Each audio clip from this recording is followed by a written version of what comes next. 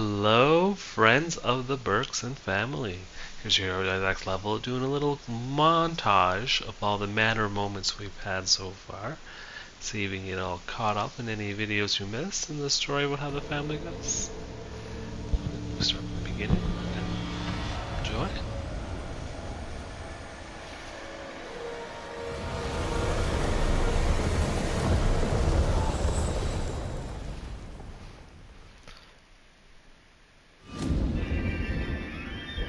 Margaret awoke, startled, a cold sweat clinging to her. She gathered her thoughts.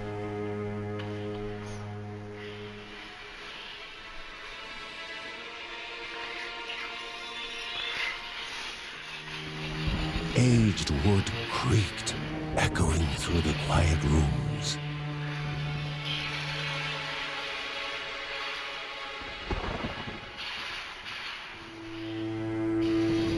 Near the house stood a shrine to Rhea Dana, goddess and daughter of the land, of Rhea and a being of comfort.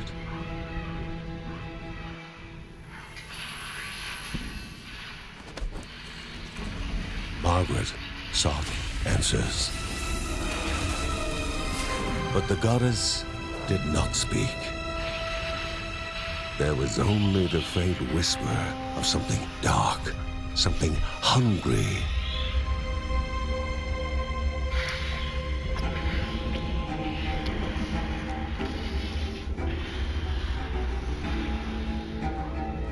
The old seer's bones felt the weight of their age as she climbed.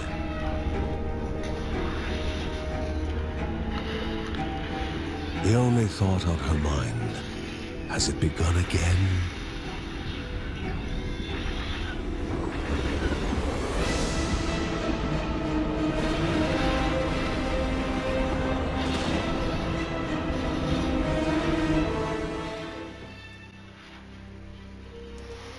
John's mission would be a simple one.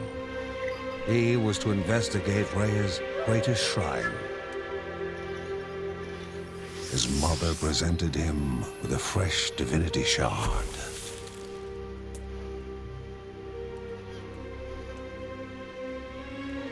From his brother came a newly sharpened sword.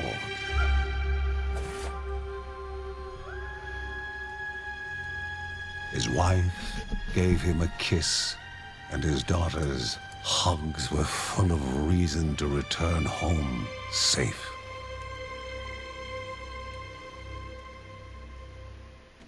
Rhea, a land long forgotten, a place of unimaginable beauty.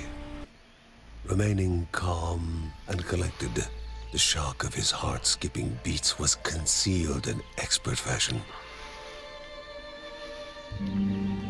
Before him stood Linda, his eldest daughter, with bow and quiver at the ready, determined to do her part.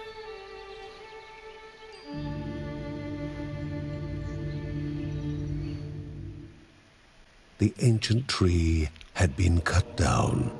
Together, father and daughter described the horror, the creatures dripping with decay that slithered into bodies stuck between life and death to bolster their ranks. Grandma Margaret confirmed what they all feared. It was the corruption, a cruel entity spoken of only with hushed voices, an ocean of darkness that flowed from the top of Mount Morta. And the Berksons' duty was to stand against this devouring deluge of death. Kevin was also eager to do his part in the family's fight, especially when his older brother Mark was off somewhere. He was as much a guardian of their mountain home as any of them. She stood. If they were to reach the summit and destroy this evil, as the Berksons of old had done in the past, they would need the assistance of the sanctuary.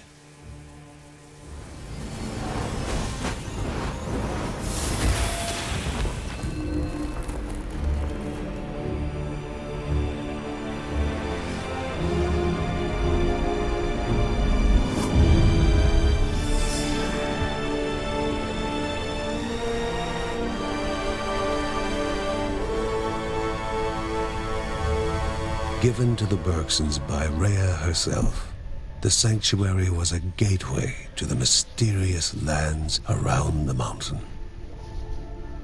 Margaret pointed to the huge crystal at the center of the den, revealing their next task: to activate it and open the way to the source of the corruption.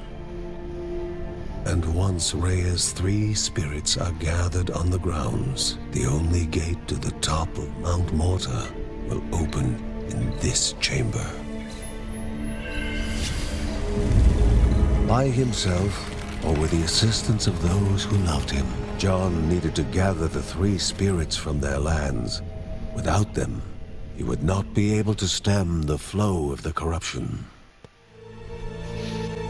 A celestial shard chipped directly from the ancient crystal in the sanctuary. It would be the Bergsons' lifeline, a tether to pull them back home before death's fateful whisper.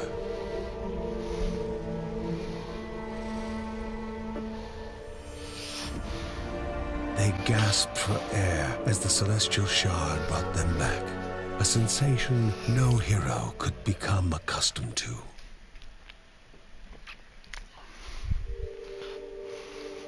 So this is back at the manor. As she heard John and Linda describe their foray, thoughts rushed through Margaret's head. The corruption had amplified the creature's wickedness, and no longer were they part of the harmony of the Rhea. With the new threats looming, Margaret asked Ben to prepare his workshop. He would have to take charge of enhancing the warrior family's weapons and armor.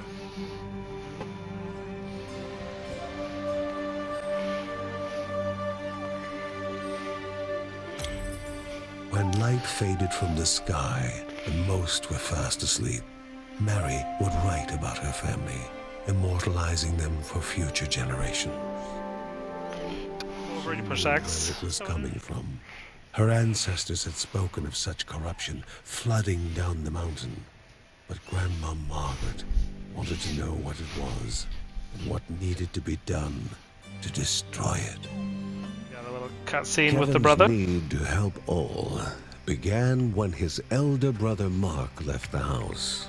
His brother was strong, making any near him feel safe, but he left Kevin.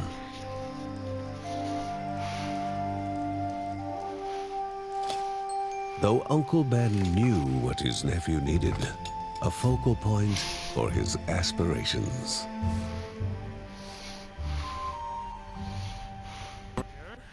A mother the mother. away from her child would cause worry even in the best of times. This was far from the best of times. It had been more than a year since Mark, Mary's eldest son, had gone to live in the monastery deep in the forest. The same forest was now the source of such worrying news. Uncle Ben pondered over a map he received from a refugee. The Silk Caverns were a twisted maze of dead ends and venomous nests, but somewhere along the right path, a Neadia, spirit of the Caldipo Caves, rested. A set of daggers made just for him. They would be his guide to finding himself, his focal point. The boy tested them. They felt good. Not too heavy, not too light. Like an extension of himself. Uncle Ben suggested a few practice swings outside. The daggers sliced the air, guided with an easy grace. His nephew was clearly a natural with the blades and would be ready to join his father and sister in no time. But the boy's mother had words on that subject. 2 of her children were already risking their lives, and she would not have her precious little boy out there as well.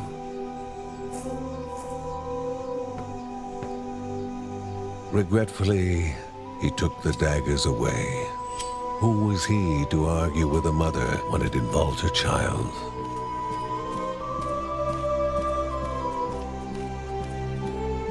Handing over the daggers was like abandoning a part of himself.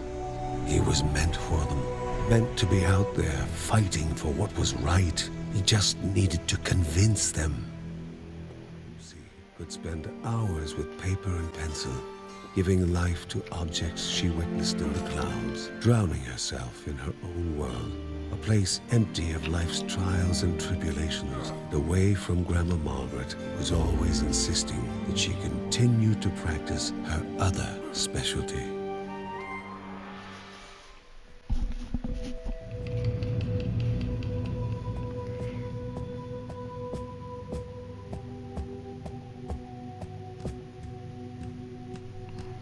Worried for the missing boy, Ben thought that maybe he should have hidden the daggers better. Oh, Ben.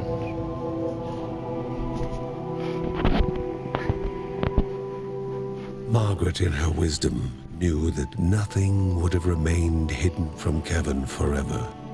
Now, she only encouraged her son and his daughter to hurry and find him.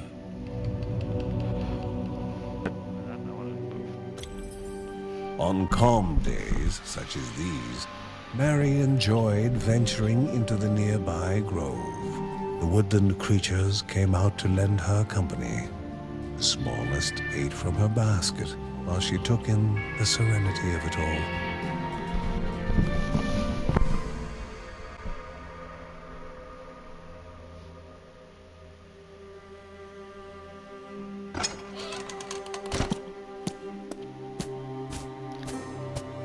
Kevin returned from his saga with barely a scratch, yet he found no appreciation from his family, especially his father. Despite having Linda on his side, his father was still mad at him for endangering himself and worrying them all, including his pregnant mother.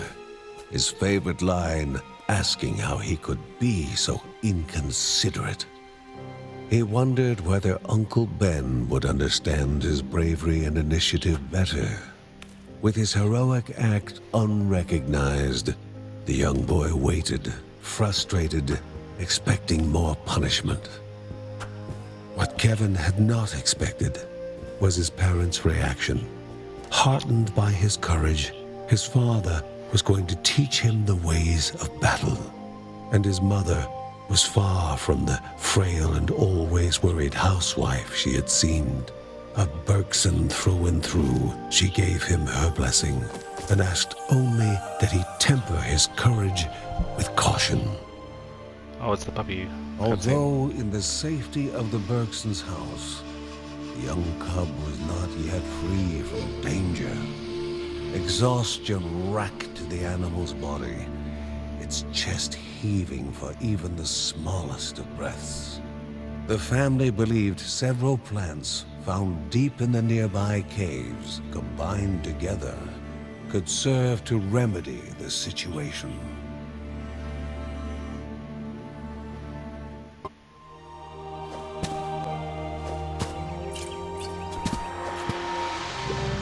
Perhaps Uncle Ben was the happiest of them all. Not only had his nephew held his own in combat, but had done so with the weapons he had made for him. Kevin only wished his older brother Mark was there to witness his rise to the family calling.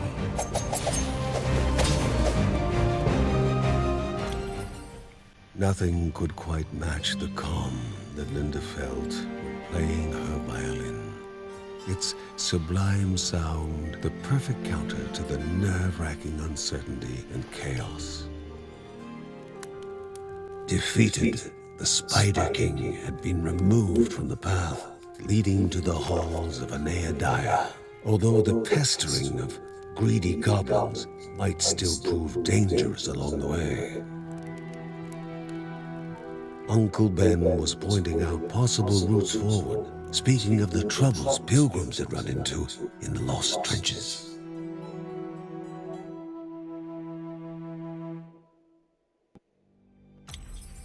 Margaret knew full well that signs and symbols were seldom obvious and never direct. She was certain that the cause of the corruption would be difficult to discover.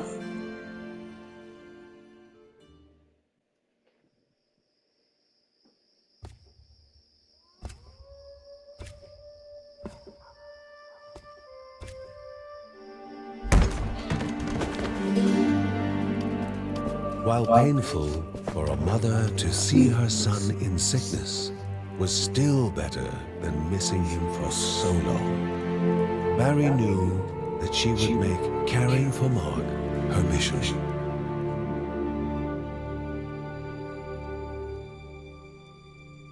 Mark had to warn them about the dangers approaching, despite how difficult it was to talk.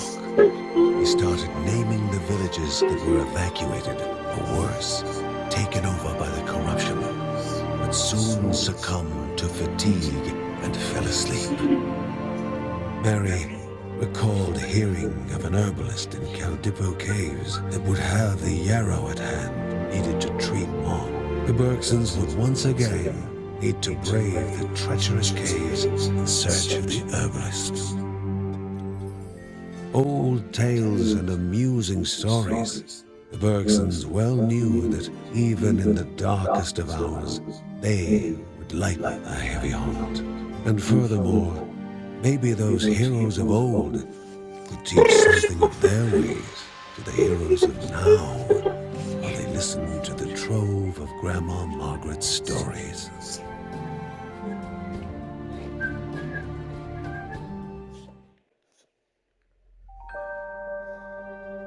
The heat had only grown more intense in the young child's hands, far stronger than any would suspect in one so young.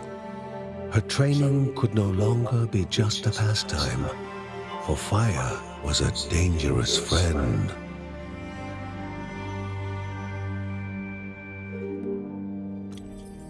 The past holds both joy and bitterness of time. Sheila could help them, as John said, but Ben could not bring himself to overlook the sting of their past relationship.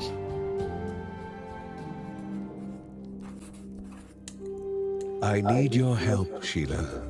If not for me, come to the aid of the family, for Mary and her children. And so Ben's letter ended.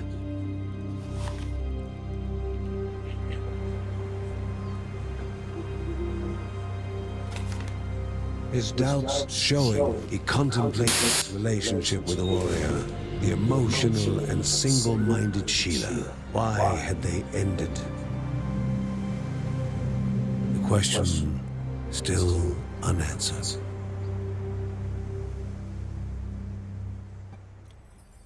Always eager to fight, Kevin's new exercise resembled a dance more than a fighting technique. With all the noise he was making with his practicing, the family might have trouble sleeping tonight. Eating the shy fish always involved much pomp and circumstance, a ritual that was usually held by Lucy and Linda and featured the animal's playfulness.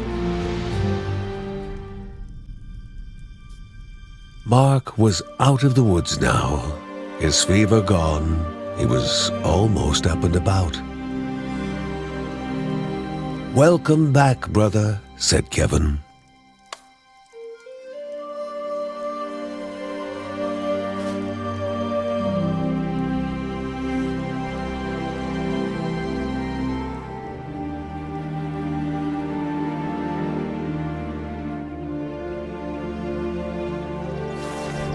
He had avoided conflict over the years, living in harmony with nature. But as Uncle Ben was fond of saying, a Bergson would forget how to walk before they forget how to fight.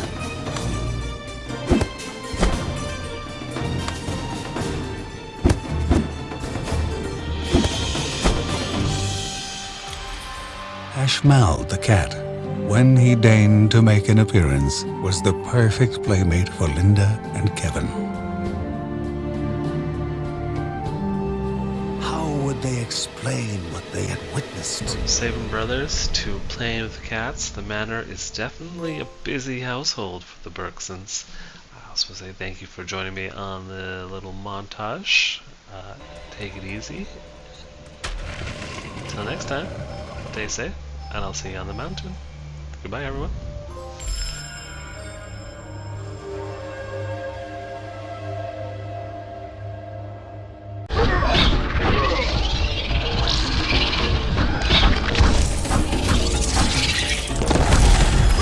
Creature howled in anguish as death slowly beckoned to bestow its peace.